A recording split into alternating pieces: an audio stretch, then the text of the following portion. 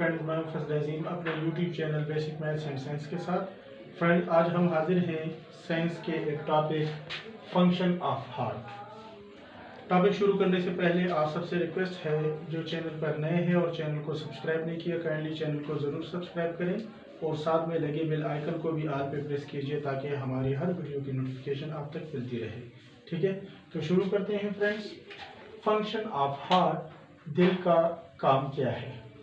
आप देख सकते हैं ये बोर्ड पर हमने एक सिंपल सा स्ट्रक्चर बनाया हुआ है।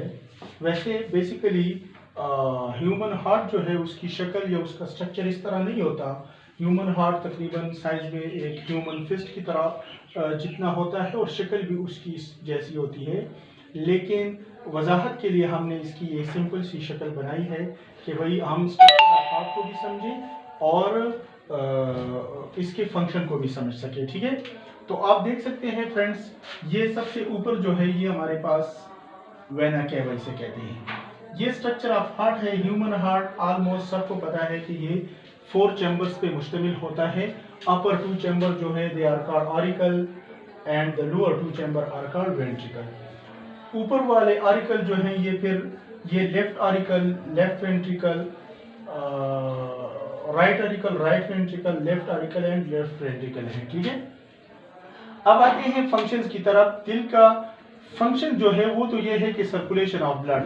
Heart act as a pumps in the blood circulatory system. ये एक पंप के तौर पे काम करता है और पूरे जिस्म में ब्लड की सर्कुलेशन करता है।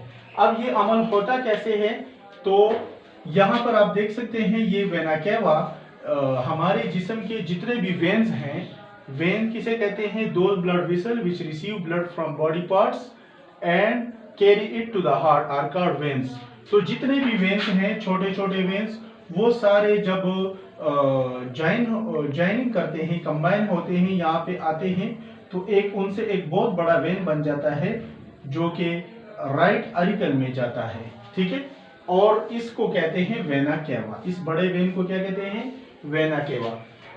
इस वेन में जो जिस्म से जो ब्लड आ रहा है वो डीऑक्सीजनेटेड ब्लड होता है, यानी कार्बन से फुल ब्लड होता है, उसमें ऑक्सीजन की मकदार नहीं होती। ठीक है, ऑक्सीडेशन ऑफ फूड हो चुकी होती है सेल में और वो डीऑक्सीजनेटेड ब्लड जो है इस वेना केवा के जरिए आ जाता है राइट ऑरिकल में। ठीक है, सबसे पहले स्टेप में।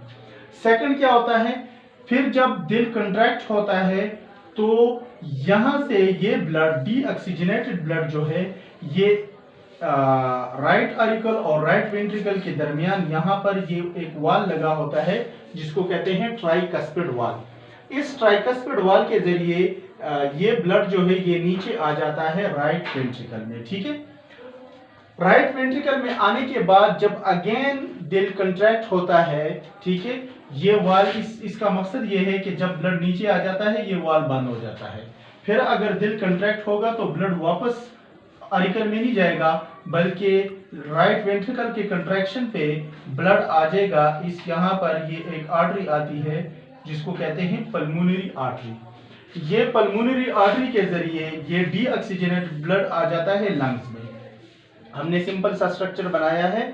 लंग्स बेसिकली हमारे बॉडी में 2 लंग्स होती हैं। ठीक है, लेकिन बहरहाल फंक्शन जो लंग्स का है वो ये है कि ये ऑक्सीजनेशन ऑफ ब्लड, इसका काम है कि भाई जो ब्लड आती है लंग्स में उसकी ऑक्सीजनेशन हो।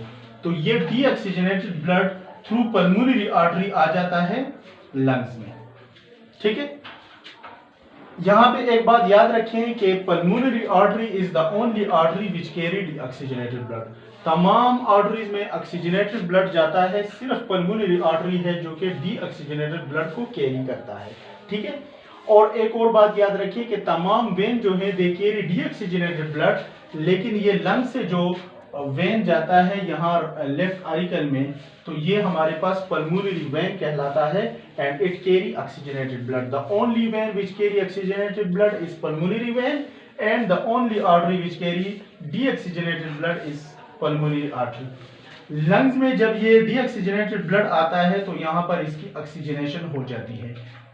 ऑक्सीजन लंग से, एवोलाई से ब्लड में एब्जॉर्ब हो जाता है, डिफ्यूज हो जाता है, और कार्बन डाइऑक्साइड वगैरह जो है वो लंग्स में ब्लड से डिफ्यूज हो जाता है लंग्स में, जिसको हम एक्सहेल करते हैं। ठीक है, यहाँ पर ऑक्सीजनेशन के बाद ये ब्लड जो है इस वेन के जरिए, जिसे हम पल्मोनरी वेन कहते हैं, इस वेन के जरिए आ जाता है कहाँ पे, लेफ्ट ऑरिकल में।